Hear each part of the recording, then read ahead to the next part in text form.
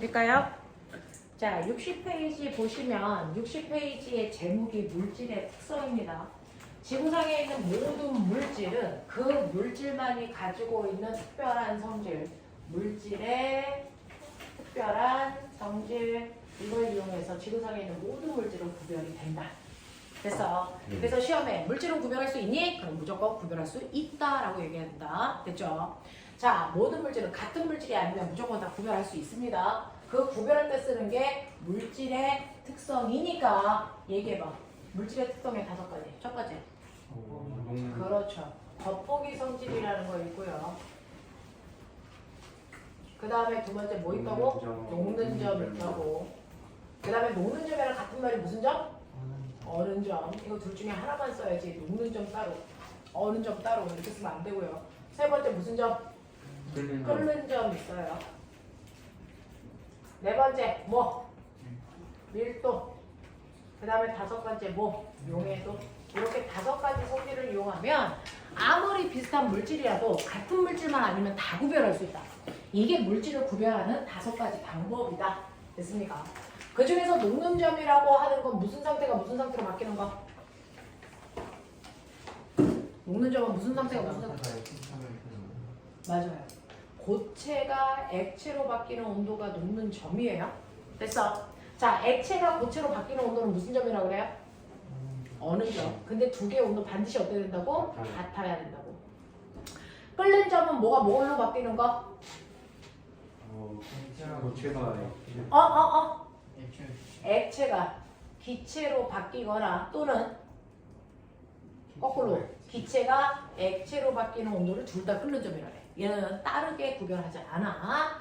이러한 끓는 점, 액체가 기체가 되던 기체가 액체가 되던 그래서 이 온도 반드시 같아. 같은 물질이면. 알겠어? 이렇게 된다.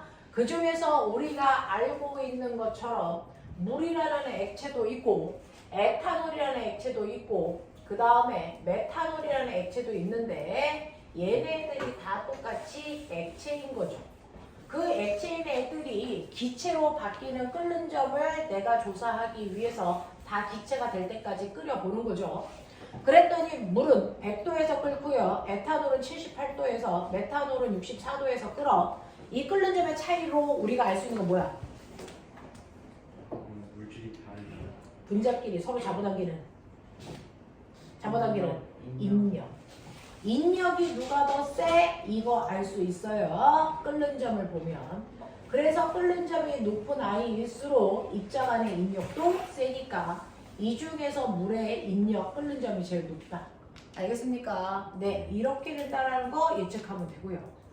그리고 물질 중에서 한 종류만으로 되어 있는 물질을 우리가 순물질이라고 하고 물질이 한 공간 안에 여러 개가 섞여 있는 아이들을 우리가 혼합물이라고 하는데 그 중에서 순수한 물 중에 그 액체 중에서 물이라는 아이는 정확하게 100도에서 끓지만 소금물은 정확하게 100도에서 끓여? 아니죠. 100도보다 어디에서? 네, 더 높은 데서 끓으면서 수평한 부분 생겨 안 생겨? 안 생겨요. 이렇게 돼요. 되겠습니까? 자, 그 다음에 순수한 물은 어느 점이 몇 도라고? 0도라고. 그래서 그러면 혼합물은 0도에서 얼어?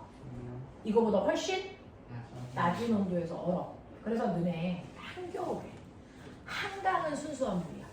강물은 순수한 물이다. 그리고 태평양이라고 하는 됐죠? 여러분들 바닷물이 소금물이에요.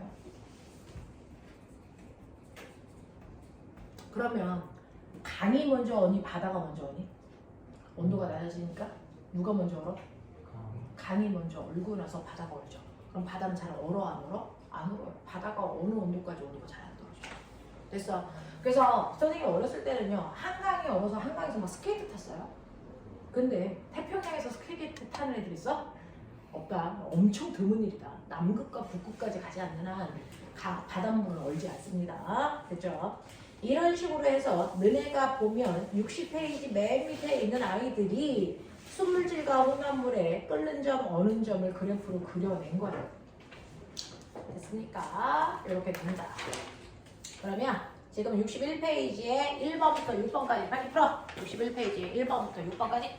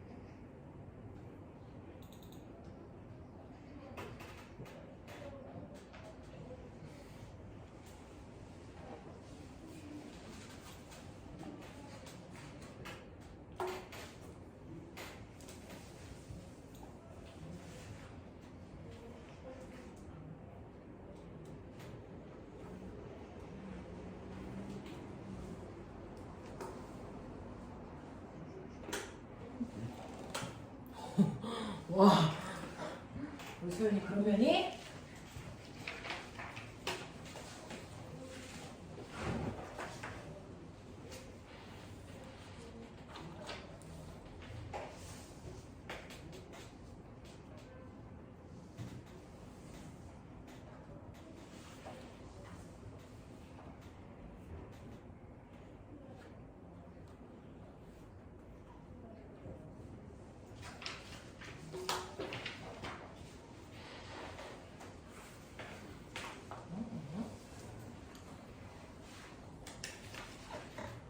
애들하고 우리하고 차이 다르나? 아, 7번 없구나. 여기가 없구나. 요 7번부터 11번까지도 해보시면 되는데, 자, 그 중에서요, 안 되는 문제가 있을 거예요. 11번 문제는 안 될 건데, 됐어. 일단은 풀어보세요. 할 수 있는 사람 풀어봐.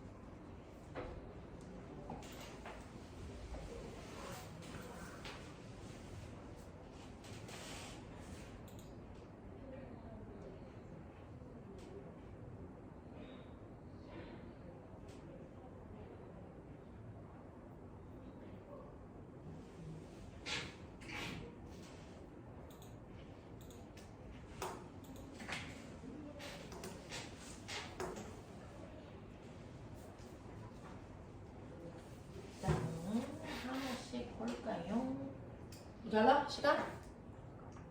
네. 몇 개 풀었어? 지금 9번 풀고 네. 10번. 네.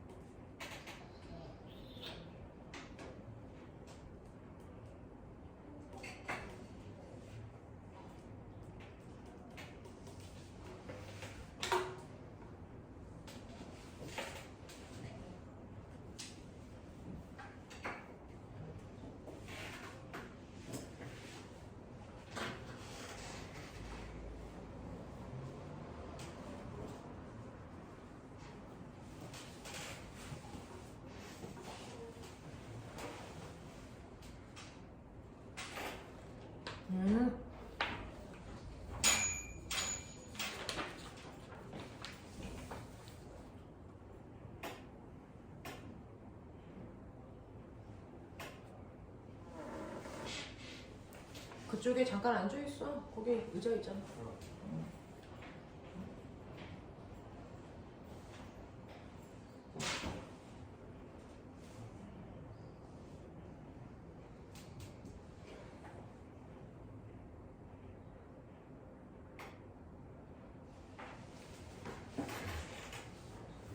해도 돼? 네.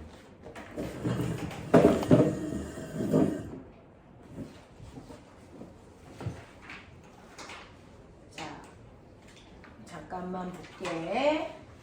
순물질에 대한 설명이면 순, 혼합물에 대한 설명이면 혼 이렇게 하라는 건데요.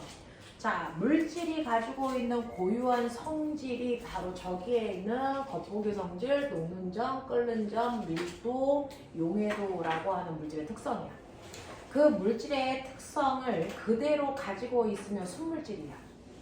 됐어. 그래서 100도에서 끓어. 물이잖아. 근데 소금물을 100도에서 끓지 못하잖아. 됐어. 이렇게 된다고. 물질의 특성을 그대로 가지고 있는 물질은 순물질입니다. 자, 두 번째. 한 가지 물질로만 되어 있으면 뭐예요? 순물질이죠. 됐죠? 자, 그 다음에 성분 물질의 성질을 그대로 가지고 있다라고 하면 이거 뭐예요?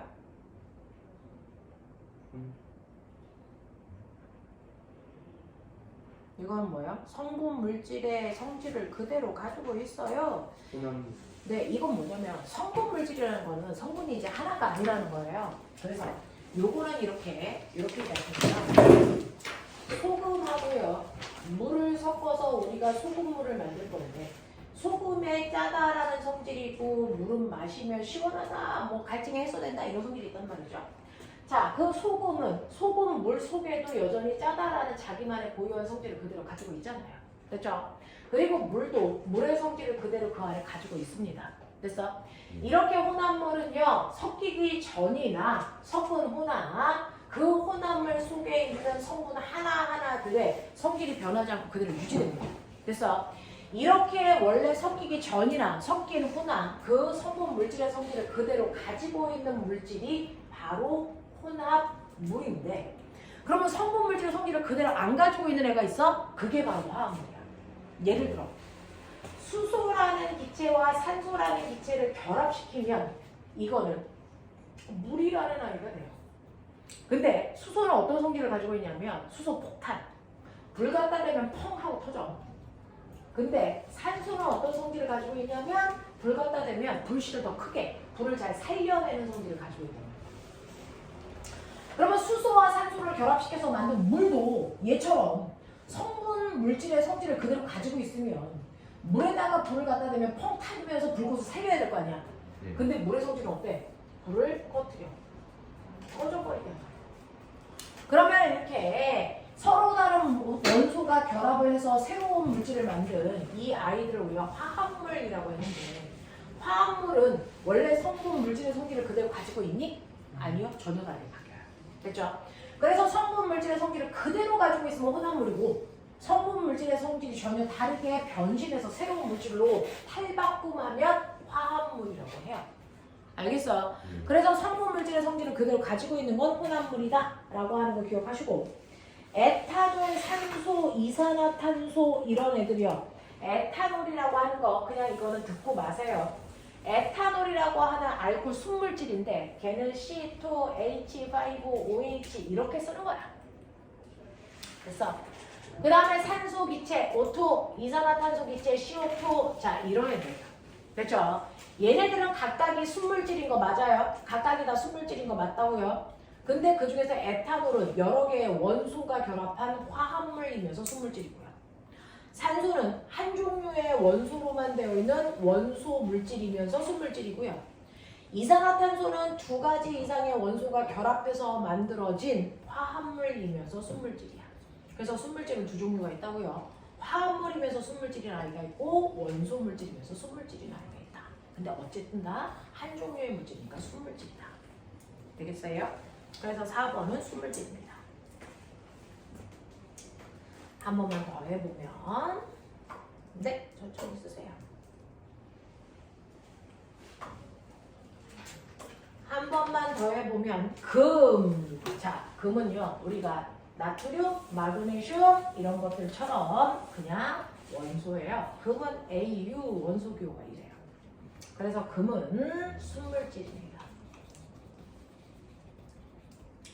그 다음에 물. 합금하고 어? 그냥 합금하고 그냥 금은 다른 거예요? 전혀 달라요. 금에는요. 여러분들이 선생님이 이제 끼고 있는 순금이죠. 이거는 순금은 아니고 합금이라고 하는 건데 순금은 AU 이렇게 쓰는 거고요. 합금은 금이 가지고 있는 단점이 있어요. 금을 이렇게 손으로 이렇게 누르면 잘 찌그러져요. 모양이 막 바뀐단 말이야. 그래서 그런 것들을 보완하기 위해서 금 몇 %에다가 다른 금속을 고르게 섞어서 만드는 게 24K, 18K 이렇게 된단 말이에요. 걔네들을 우리가 금에다가 다른 금속을 섞었어요. 합금 이렇게 하는 건데 합금은 섞어놓은 물질이니까 혼합물이에요.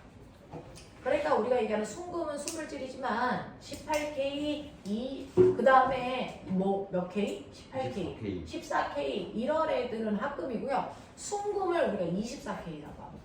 이건 순금이에요. 그죠? 이게 두 개가 아니었나 14K 같은 거. 섞는 비율.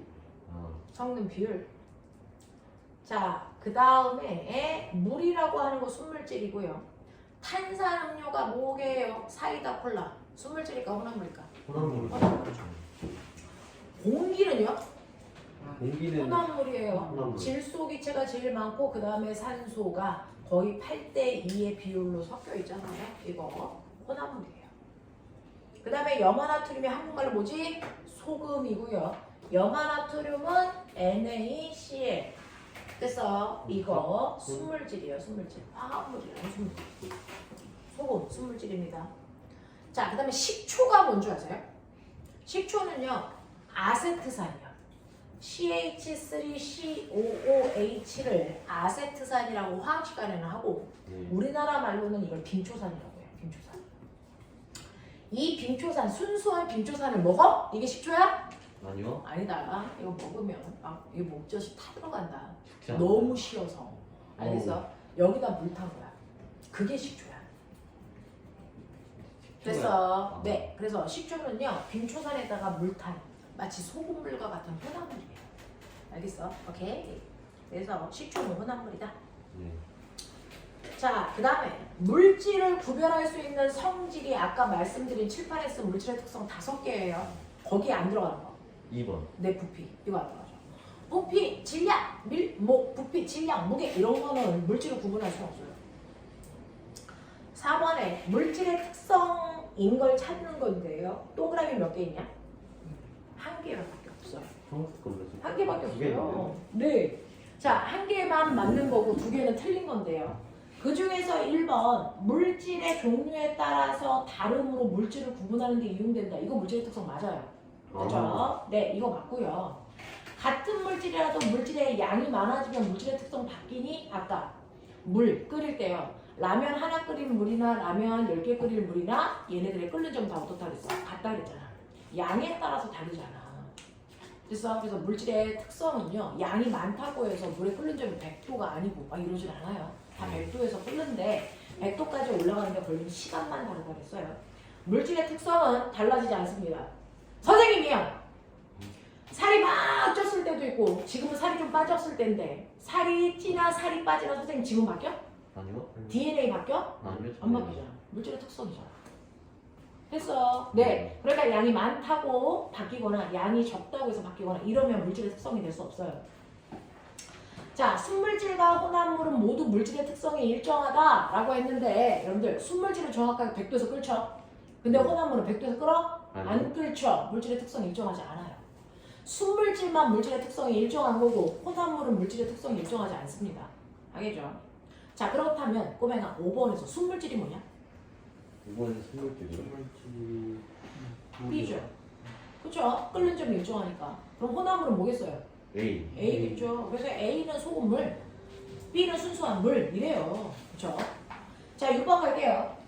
달걀을 삶을 때 물에 소금을 집어넣으면 이미 이 물은 물이 아니야. 무슨 물이야? 소금물이야. 알겠어? 네. 자, 그러면 이렇게 소금을 넣으면 끓는 점이 100도보다 뭐해진다? 높아지고. 높아져서 더 뜨거운 열을 달걀한테 집어넣으니까 달걀이 더 빨리 익어. 알겠어? 그래서 너네 라면 끓일 때요, 스프를 먼저 넣냐 라면을 먼저 넣냐?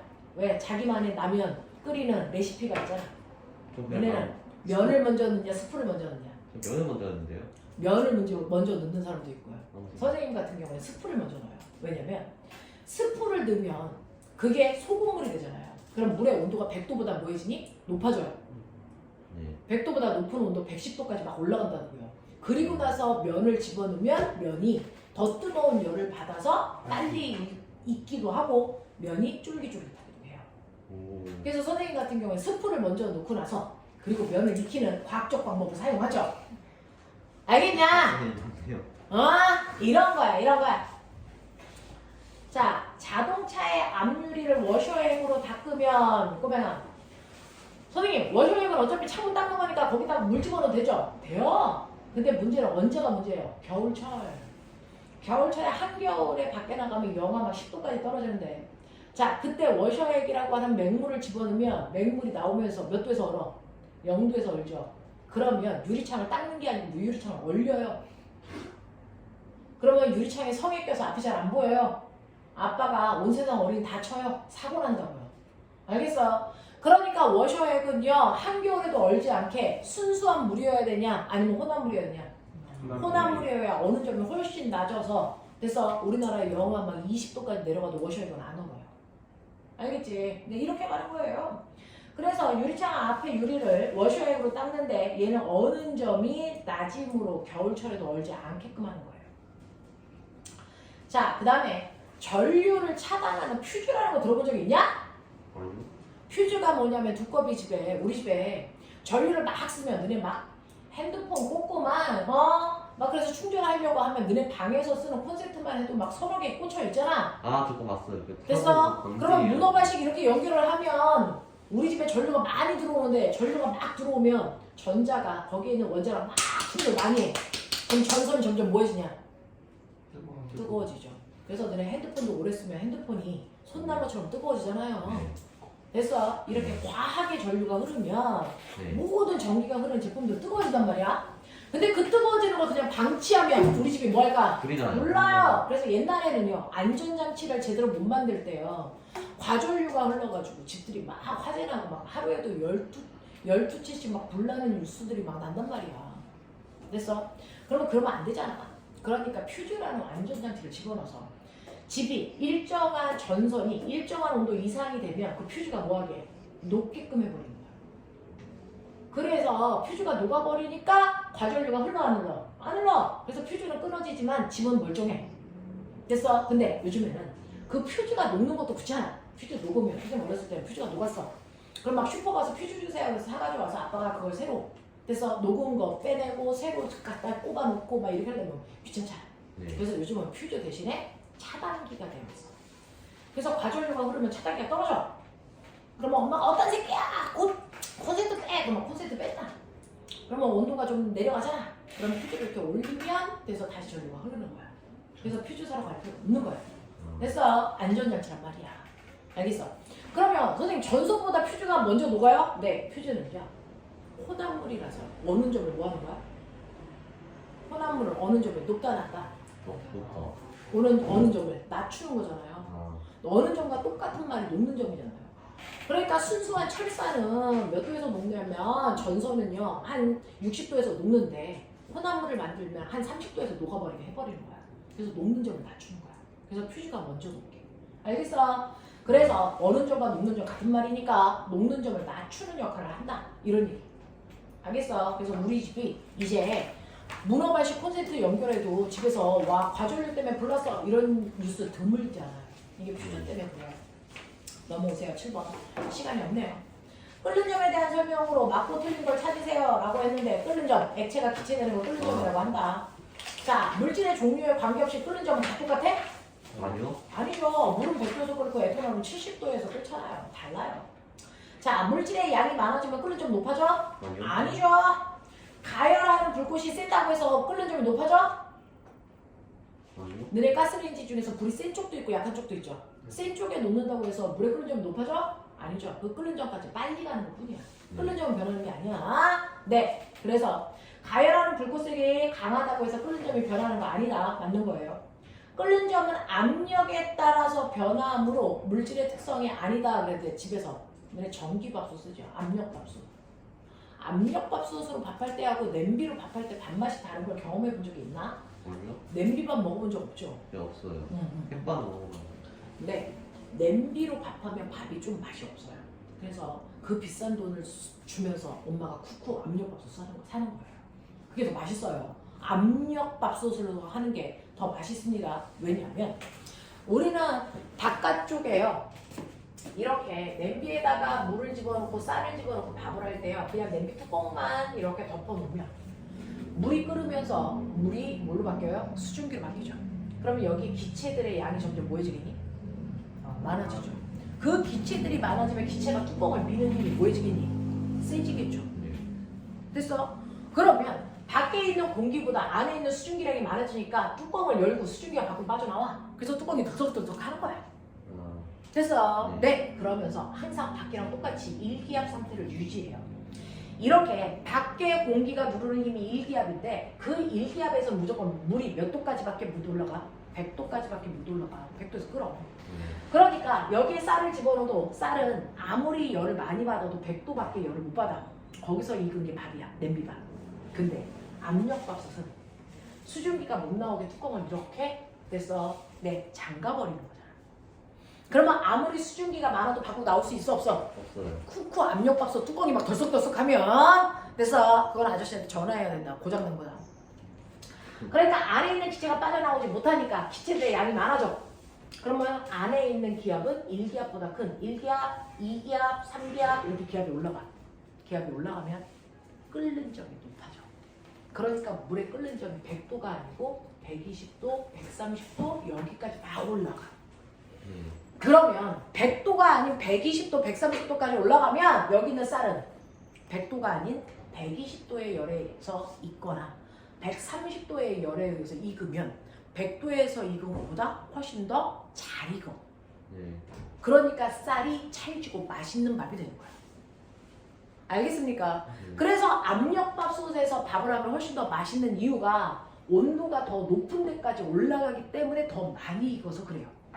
납득이 돼요? 그래서 끓는 점이라는 거 원래 모든 물질의 끓는 점 물은 항상 100도에서 끓여야 되는데 그건 1기압일 때만 그렇고요. 기압이 높아지면 물질의 끓는 점이 달라지는데 기압이 높아지면 끓는 점이 뭐해진다고? 높아진다고. 알겠습니까? 그럼 거꾸로 얘기해. 기압이 낮아지면 끓는 점 뭐해진다고? 낮아진다고. 너네 해본 적 없지? 산에 가서 밥 먹어본 적 있어? 아니요. 산에 가서 밥을 하면요. 산에는 공기가 많아 적어? 많아요. 와!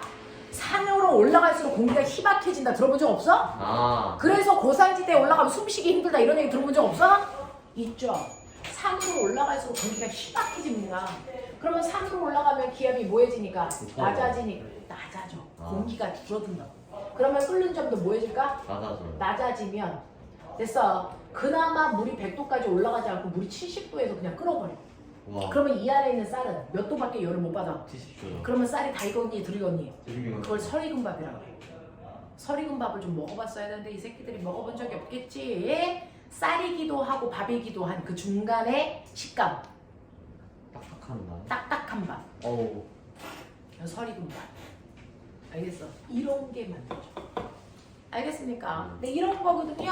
그래서 유일하게 끓는 점은 물이 많아도 100도에서 끓고 물이 적어도 100도에서 끓고 불이 세도 100도에서 끓고 불이 약해도 100도에서 끓는데 실제로 압력에 따라서 끓는 점이 바뀐다. 그래서 압력이 높아지면 끓는 점이 높아지고 압력이 낮아지면 끓는 점이 낮아진다. 네. 끓는 점은 압력에 의해서만 바뀐다. 다른 것들에 의해서 바뀌는 건 아니다. 네. 납득이 돼? 오케이.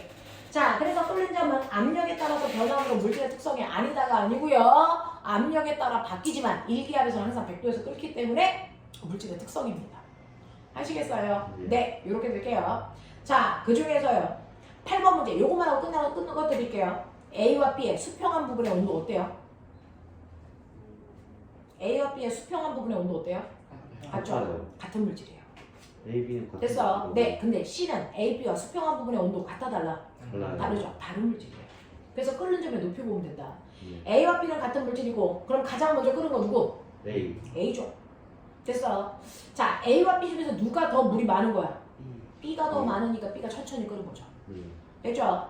그래서 A의 양은 물에 B의 양보다 많다가 아니고 적다로 가셔야 되고 C의 끓는 점이 가장 뭐다? 높다. 높다. 오. 알겠습니까? 네, 요런 거. 그래서 뒤에 가서요. 자, 뒷부분에 있는 내신 숙소 여기까지 풀어오시면 되고요. 네. 그래서 모르는 문제들은 풀지 말고 그냥 가져오시면 됩니다. 오늘 여기까지 할게요. 숙제 67페이지까지입니다. 고생하셨습니다.